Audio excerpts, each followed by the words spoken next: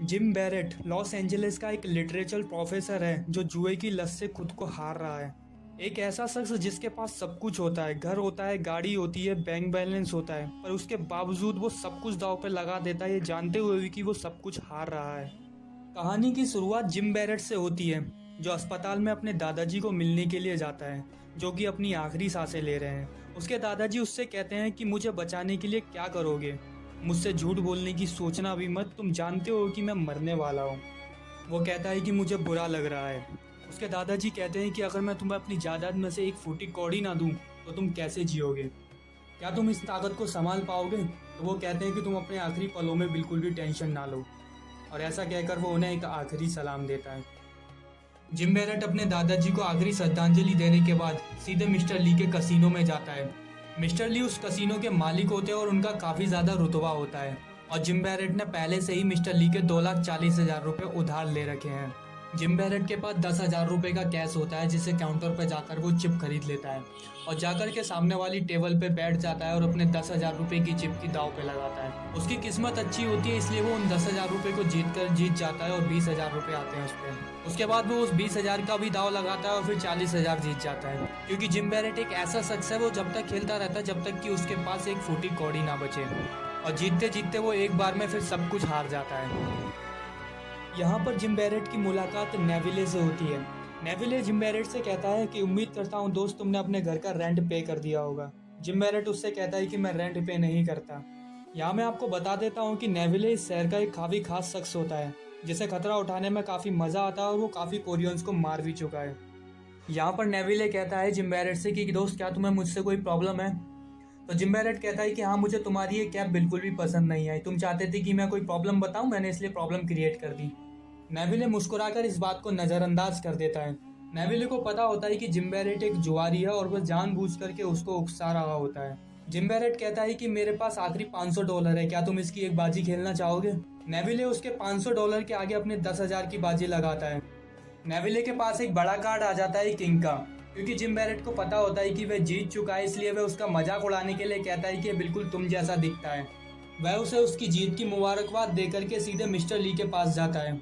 Mister ली कहते हैं कि तुम आज जब सुबह आए थे तो तुम्हारे पास 10,000 रुपये थे, पर तुमने उसे मुझे देने की बजाय वहाँ जुए में लगा दिए। जिम बैरेट कहता है कि यही तो एक खास जुआरी की पहचान होती है। मिस्टर ली जिम बैरेट को 7 दिन का समय देते हैं उसके 2,40,000 रुपये लौटाने के लिए, लेकिन जिम बैरेट अभी जुआ खेल के संतुष्ट नहीं था। जिम बैरेट सीधे नेविले के पास जाता है, उससे 50,000 का लोन मांगता है। क्योंकि नेविले को रिस्क लेना पसंद होता है, इसलिए वह उसे 20% ब्याज पर देने का ऑफर देता है, जिसे जिम बैरेट मंजूर कर लेता है और उसे 50,000 रुपये मिल जाते हैं। जिम बैरेट उन 50,000 में से 40,000 रुपये की चिप खरीदता है और उसे एक टेबल पर ले जाकर बैठ जाता है, जहाँ पर वो लेडी दाव लगा रही होती है। वहाँ पर वो पूरे 40,000 रुपये का दाव खेलता है और जीत जाता है। उसके बाद वो उन पूरे 80,000 रुपये का दाव लगाता है तो वो लेडी घबरा जाती है। जिम बैरेट उसे समझाता है कि तुम डरो मत, इस गेम में कोई लिमिट नहीं होती है। तो वह लेडी उसे समझाती है कि ये तुम्हारे भले के लिए है और जिम बैरेट हंसने लगता है और कहता है कि ये भला बुरा मैं अपने आप सोच सकता हूँ और यहाँ पर कोई भी अपने भले के लिए नहीं आता है। क्योंकि जिम बैरेट अब 1,60,000 रुपये जीत चुका होता है, इसलिए वो उनको 1,60,000 रुपये की चिप को रॉलेट पर ब्लैक कलर पर लगा देता है। रॉलेट में ब्लैक की जगह रेड आता है और वो उन पूरे 1,60,000 रुपये को भी हार जाता है। यहाँ से शुरुआत होती है जिम बैरेट के अगले 7 दिन की, जो उसे मिस्टर ली ने दी थी। क्योंकि जिम बैरेट एक लिटरेचर प्रोफेसर होता है, इसलिए नेक्स्ट डे उसे क्लास में दिखाया जाता है, जहाँ पर वो अपने स्टूडेंट्स को शेक्सपियर के एक चैप्टर पर लेक्चर दे रहा होता है।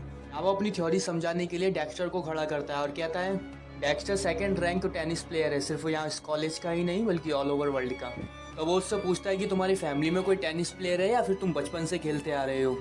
डेक्स्टर कहता है कि मैंने 5 साल पहले हाई स्कूल से खेलना शुरू किया था।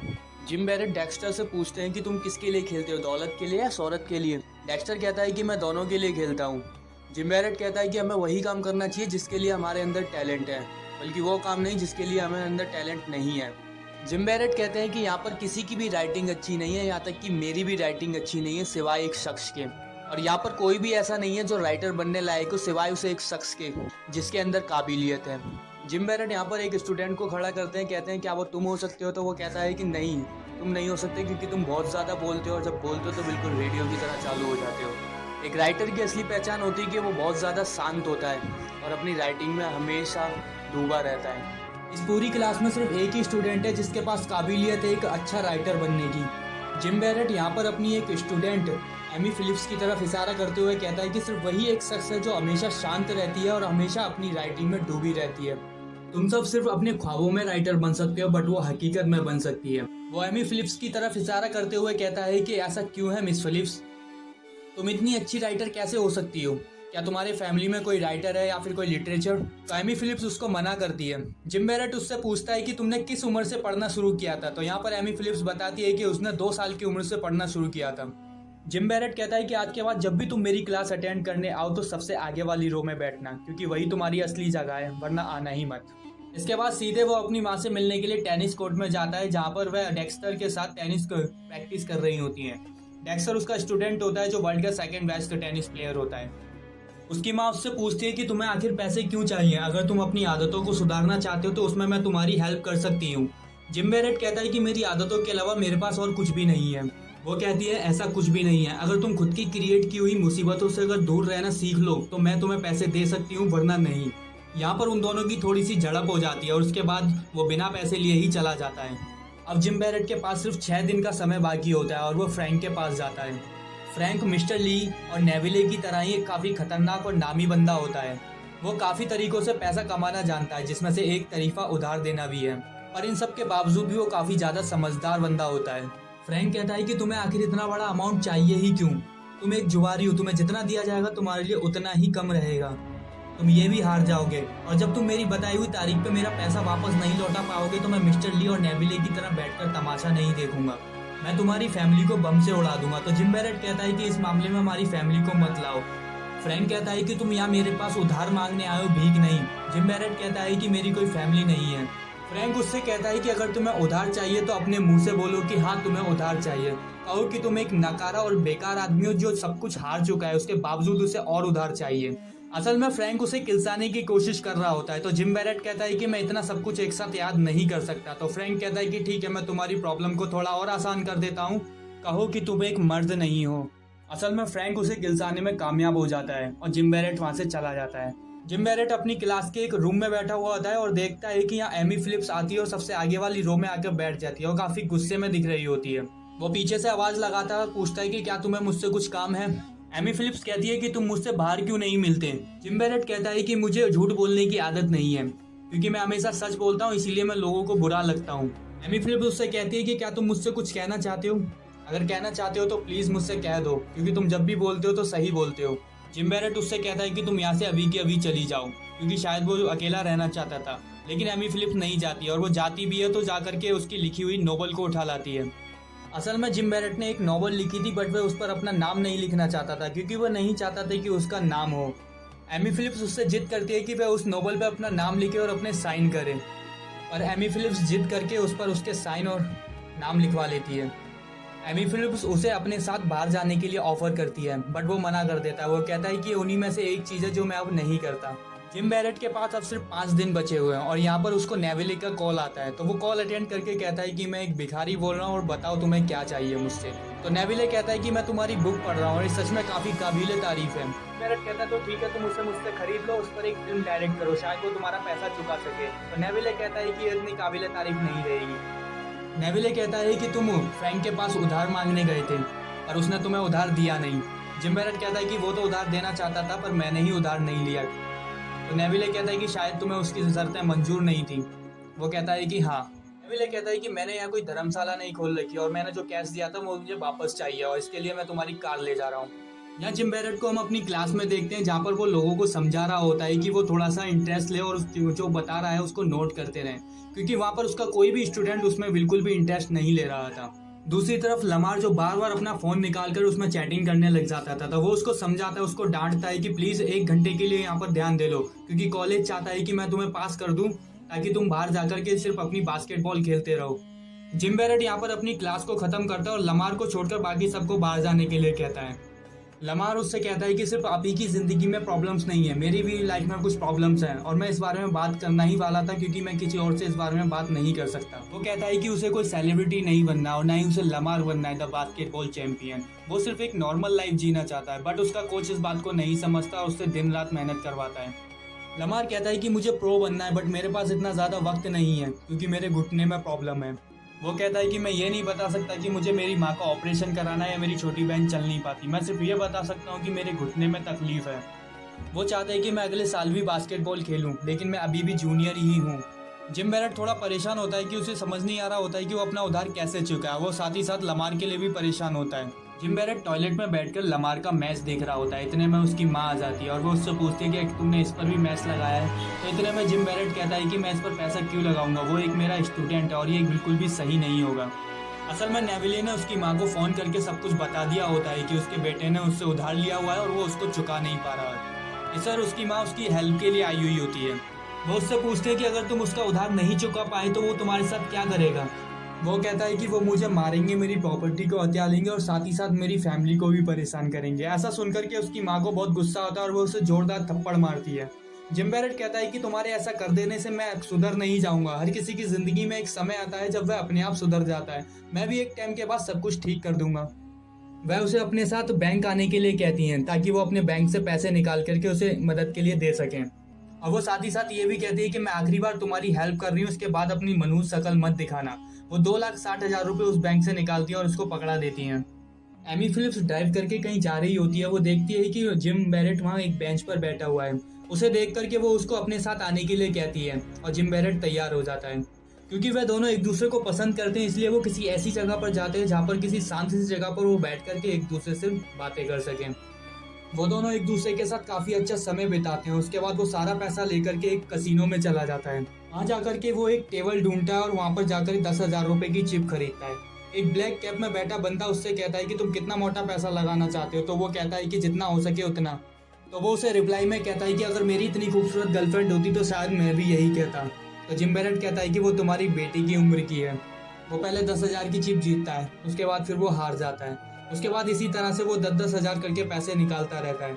यहाँ उसकी गर्लफ्रेंड देखती है कि वो कुछ ज़्यादा ही अपने जुए में खो चुका है और उसे बिल्कुल भी ध्यान नहीं है कि उसके साथ उसकी गर्लफ्रेंड भी है। इसलिए वो अलग चली जाती है और जाकर के अपनी ड्रिंक पीने लगती है। यहाँ पर घंटों तक गेम चलती है और एमी फिलिप्स उसका वेट कर रही होती है। जिम बैरेट धीरे धीरे करके सारे पैसे हार रहा होता है हमेशा की तरह, और वो तब तक खेलता है कि जब तक कि उसके पास सब कुछ हार ना जाए। और ऐसा ही होता है, वह अपना सारा पैसा हार जाता है जो उसने 2,60,000 रुपये अपनी माँ से लिए थे। वो दोनों घर लौटते हैं और एमी फिलिप्स उससे पूछती है कि तुम सब कुछ हार गए। तो वो कहता है कि हाँ। वो कहता है कि मेरा एक स्टूडेंट है जो कहता है कि मुझे हर चीज़ में जीत दिखाई देती है या फिर उसके बाद मौत, और मैं भी कुछ ऐसा ही हूँ, मुझे हर चीज़ में जीत दिखाई देती है और अगर कोई हार जाता है तो इसमें इतना ज़्यादा परेशान क्या होना। और एमी फिलिप्स उसे किस कर लेती है। अब जिम बैरेट के पास सिर्फ 3 दिन का समय होता है। वो एक रास्ते से जा रहा होता है कि देखता है कि सामने से नेविले की गाड़ी आ रही होती है। वो तुरंत ही एक गली में घुस जाता है, पर वो कितना दूर जाता। वो अपनी कार से उसके पास आता है और उसके पास आकर के कहता है कि तुम्हारी डेडलाइन खत्म हो चुकी है। तो जिम बैरेट नेविले से कहता है कि मैंने तुम्हारी डेडलाइन याद रखना जरूरी नहीं समझा। इस बात पर नेविले किलस जाता है और वो उससे कहता है कि क्या सौदा करते हैं लमार को लेकर। तो जिम बैरेट कहता है कि इन सब का लमार से कोई लेना देना नहीं है। तो वो कहता है कि लमार का भी लेना देना है और तुम मुझे उसका नंबर दोगे। तो वो उसको नंबर दे देता है। जिम बैरेट ने लमार का गलत नंबर उसे दिया होता है और इस बात के लिए नेविले उसे मैसेज भी करता है कि तुमने सही नहीं किया मुझे गलत नंबर पकड़ा कर। जिम बैरेट बहुत ज़्यादा परेशान हो रहा होता है क्योंकि उसे पता नहीं होता, समझ नहीं आ रहा होता है कि उसे क्या करना चाहिए। वो जब सुबह उठता है तो सामने मिस्टर ली को पाता है। मिस्टर ली उससे पूछते हैं कि तुम उसका उधार कैसे चुकाओगे। तो जिम बैरेट कहता है कि मैं नहीं जानता, मैं इसमें फंस चुका हूँ और अगर तुम चाहते हो कि मैं इससे बाहर निकलूँ और लोगों का उधार चुका सकूँ तो मुझे और उधार दो। उन्हें कुछ भी समझ नहीं आ रहा होता है कि वो उसके साथ क्या करे। वो उसे थोड़ा मारते पीटते हैं, टॉर्चर करते हैं, उसके बाद वहाँ से चले जाते हैं। वो एक दुकान पर आता है और उससे कहता है कि मैं ये घड़ी बेचना चाहता हूँ। ये घड़ी बिल्कुल नई है क्योंकि तुम्हारी गुडविल भी अच्छी है, इसलिए किसी को शक भी नहीं होगा, इसलिए तुम इस घड़ी को ले लो।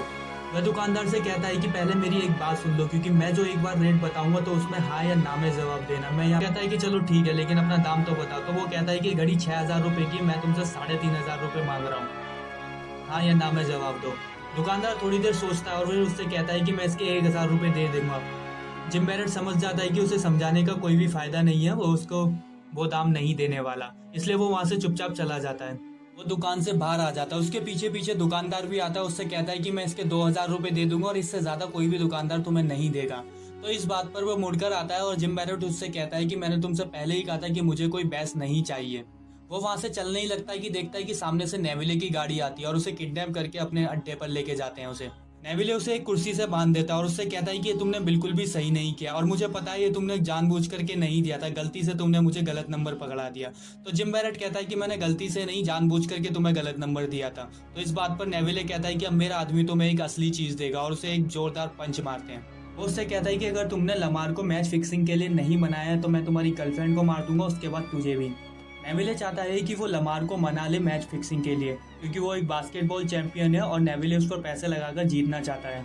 जिम बैरेट अपना सामान इकट्ठा कर रहा होता है, इतने में वो देखता है कि उसकी गर्लफ्रेंड एमी फिलिप्स भी वहाँ पर आ जाती है और वो उससे पूछती है क्या तुम्हें उसने मारा। तो वो कहता है कि तुम्हें इससे कोई मतलब नहीं है और कि तुम मेरी गर्लफ्रेंड हो, मेरी बीवी नहीं। वो उससे कहता है कि वो उसे गुड बाय बोल दे, क्योंकि वो वहाँ से जाना चाहता है। वो उससे कहता है कि अगर मैं तुम्हारे दरवाजे पर वापस आ गया तो समझ लेना कि सब कुछ ठीक हो गया, अगर मैं नहीं आ पाया तो समझ लेना कि कुछ भी ठीक नहीं था और मैं मर गया। एमी बैरेट लमार के पास आता है। लमार अपनी प्रैक्टिस कर रहा होता है। वह वहाँ पर आकर के कहता है कि मैं जानता हूँ तुम्हारे घुटने में तकलीफ है और तुम्हें पैसे की भी ज़रूरत है। ऐसा लगेगा अगर मैं तुम्हें 2 घंटे के काम के 1.5 लाख रुपए दूँ। लमार कहता है कि आपके पास इतना पैसा कहाँ से आएगा और मुझे किस काम के पैसे मिलेंगे। तो कहता है कि तुम्हें कल के मैच में 8 पॉइंट से ज़्यादा नहीं बनाने और तुम्हें हारना है। तो लमार कहता है कि मुझे हारना नहीं है, इसका मतलब मुझे सिर्फ 8 पॉइंट से कम बनाने हैं। That's it. लमार उससे पूछता है कि क्या मेरे ऐसा करने से तुम बच जाओगे। वो कहता है कि हाँ। इसके बाद वो दोबारा फ्रैंक के पास जाता है और जाकर के उससे पैसा उधार मांगता है। फ्रैंक उससे कहता है कि तुम पागल हो गए हो या फिर तुम्हारे दिमाग पे पत्थर पड़े हुए हैं। मैं तुम्हें उधार तो दे दूंगा लेकिन मुझे वादा करो कि तुम मेरा पैसा लौटा दोगे। अगर तुम नहीं लौटा पाए तो तुम जानते रही हो मैं तुम्हारे साथ क्या करूँगा, और अगर तुमने खुदकुशी करने की कोशिश की तो मैं तुम्हारे पूरे खानदान को उड़ा दूंगा। फ्रैंक उसे काफ़ी ज़्यादा डराता है, धमकाता है और उससे पूछता है कि क्या तुम मेरी इतनी सारी शर्तों के बावजूद भी मेरा उधार लेना चाहते हो। तो वो कहता है कि हाँ मैं उधार लेना चाहता हूँ क्योंकि मुझे ज़रूरत है। उसके बाद फ्रैंक उसे अपनी गाड़ी की चाबी देता है और उससे कहता है इस गाड़ी में उसके 2,60,000 रुपये रखे हुए हैं, इसके साथ साथ वो अपनी गाड़ी भी दे रहा है, उसे ले जाए। और उसे समझाता भी है कि वो इन सब चीज़ों से बाहर निकल आए।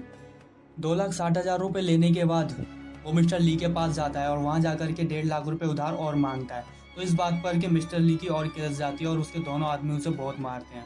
और उसके बावजूद वो ढीठ की तरह वो यही कहता है कि मुझे और पैसा चाहिए ताकि मैं तुम लोगों का उधार चुका सकूँ, तो प्लीज़ मुझे उधार दो।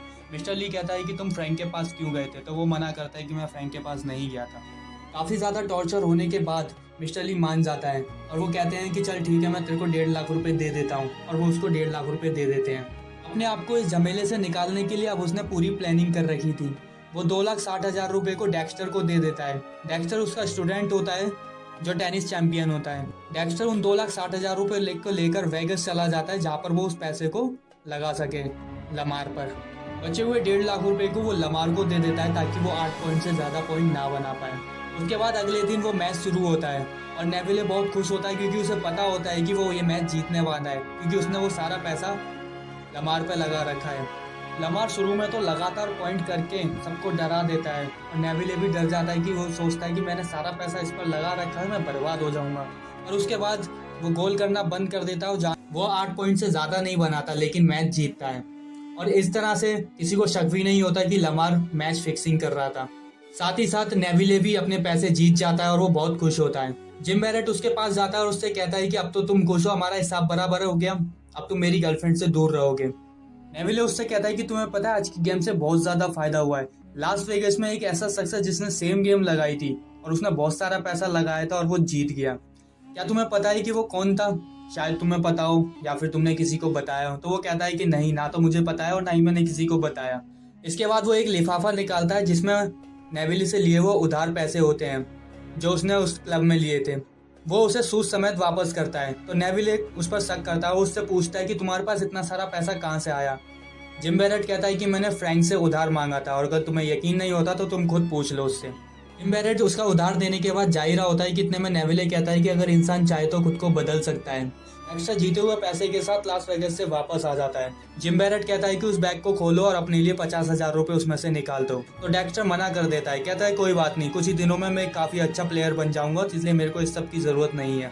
तो जिम बैरेट कहता है कि तुम्हारी मर्जी, और इसके बाद वो वहाँ से चला जाता है। जिम बैरेट फ्रैंक का उधार देने के लिए उसे एक खास क्लब बुलाता है फ्रैंक उसे मना करता है। वो कहता है कि वहाँ पर लोगों को लूटा जाता है, इसलिए मैं वहाँ उस जगह पर नहीं आऊंगा। फिर वो पूछता है क्या वो अब मिस्टर ली और मेरा दोनों का उधार लेकर के आया है। तो जिम बैरेट कहता है मिस्टर ली के लिए कुछ भी नहीं है, लेकिन तुम्हारा सारा पैसा लेकर आया हूँ। इसके बाद फ्रैंक कहता है चलो ठीक है, मैं आ रहा हूँ। वो उस खास क्लब के अंदर जाता है और मिस्टर ली से मिलता है। मिस्टर ली उससे कहते हैं कि चलो बाहर चल करके बात करते हैं। तो वो कहता है कि नहीं, मुझे फ्रैंक का भी पैसा लौटाना है और वो यहाँ पर आ रहा है। उसके बाद उस क्लब में एक मोटी पार्टी को चुन लेता है जिसके पास वो एक मोटा पैसा लगा सके, ताकि जीतने के बाद वो उसे पैसा लौट दे सके। जैसे ही फ्रैंक वहाँ पहुंच जाता है, वो उस मोटी पार्टी के पास पहुंचता है। उससे कहता है कि क्या मोटी बाजी यहीं लगाई जाती है। तो वो बिजनेसमैन कहता है कि हाँ।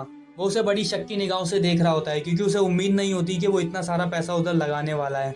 जिम बैरेट बैग से सारा पैसा निकालता है, उसकी टेबल के आगे रख के कहता है कि इस सारा का सारा पैसा ब्लैक पर लगा दो। ये देख करके उस पूरे क्लब का अटेंशन उस पर आ जाता है और वो बिजनेसमैन उसको इजाजत दे देता है और डील डन करता है। जैसे ही रोलेट घुमाया जाता है, सबकी सांसें अटक जाती हैं, और खास तौर पर जिम बैरेट की, क्योंकि यही चांस होता है उस पे दोनों का पैसा उधार चुकाने का। जिम बैरेट की किस्मत अच्छी होती है और इस बार ब्लैक ही आता है और वो पैसा जीत जाता है और उसके सांस में सांस आती है। वो पीछे मुड़ता है और उस बिजनेसमैन से कहता है कि मैं गैम्बलर नहीं हूँ, ये पैसा मैंने फ्रैंक की तरफ से लगाया था। और ऐसा कहकर वो वहां से चला जाता है। असल में जिम बैरेट दिल से अपनी ज़िंदगी की एक नई शुरुआत करना चाहता था और वो इस झमेले से निकलना चाहता था, लेकिन इस बार उसकी किस्मत साथ देती है और वो पैसा जीतता है और सबका पैसा उधार चुका देता है। इतने में पीछे से फ्रैंक आता है और उससे कहता है कि क्या तुम्हारे पास कुछ पैसे पड़े हुए हैं। तो वो कहता है कि एक डेला भी नहीं है। तो वो उससे पूछता है कि अब तुम अपनी ज़िंदगी की शुरुआत कैसे करोगे।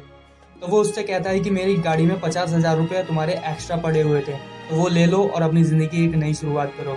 वो कहता है कि मैं अपनी ज़िंदगी की शुरुआत अब अपने तरीके से करूँगा, और वो वहाँ से भागता हुआ चला जाता है। फ्रैंक बहुत खुश होता है, क्योंकि एक फ्रैंक बहुत अच्छा आदमी होता है। वो चाहता था कि वो सुधर जाए। अब वो भागता हुआ सीधे अपनी गर्लफ्रेंड के घर जा रहा होता है, क्योंकि उसने उससे वादा किया होता है कि अगर मैं तुम्हारे घर पे या अपने दरवाजे पर लौट आऊँ तो समझ लेना कि सब कुछ ठीक हो चुका है। और जैसे ही वो उसके घर पर पहुँच कर दरवाज़ा खटखटाता है तो उसकी गर्लफ्रेंड भी समझ जाती है। तो कहीं ना कहीं अब कहानी का अंत ये दिखाया गया है कि सब कुछ ठीक हो चुका है, फ्रैंक अब सुधर गया और वो अपनी लाइफ को एक नॉर्मल तरीके से जीना चाहता है।